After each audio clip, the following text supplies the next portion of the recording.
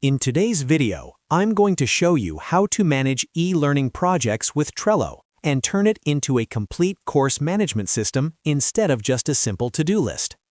This setup works perfectly for managing one full course or one academic term, and it keeps everything organized from the first week to the final exam. If you find this helpful, make sure to hit that like button and subscribe to the channel for more practical software tutorials. Now, let's get started. First, open Trello and create a brand new board. Name this board e-learning.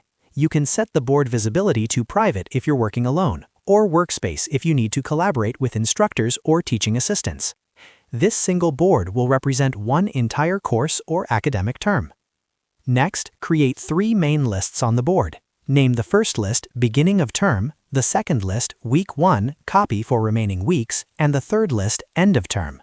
It's important to understand that these lists represent phases of your course, not task priority. We're organizing by timeline and workflow. Inside the beginning of term list, add cards for all preparation tasks that must be completed before teaching starts. Create cards titled Reserve Labs or Special Rooms, Set up Trello boards, Set up Dropbox folders, Web Enhanced Class, Set up Google Drive, Set up Learning Management System, Set up Online Textbook, and Make Semester Plan. Each card represents one clear responsibility. Now open the card called Set up Trello boards and add a checklist.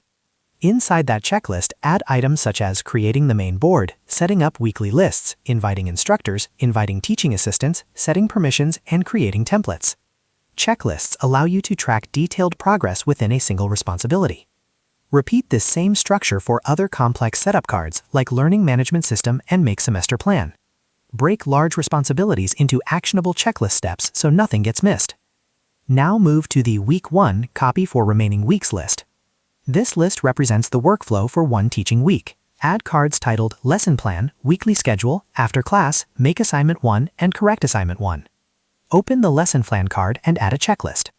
Include items such as defining learning objectives, preparing slides, preparing activities, uploading materials, reviewing timing, approving content, and publishing. This ensures every lesson meets the same quality standard week after week. Next, open the After Class card and add a checklist. Add items such as uploading the class recording, posting slides, answering student questions, reviewing feedback, adjusting the next lesson, and updating teaching notes.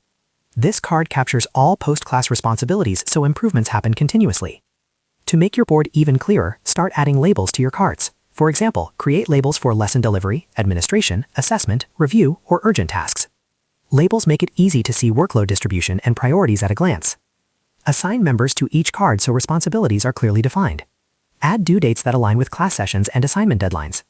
This is especially important when working with co-instructors or teaching assistants because it prevents missed tasks and confusion.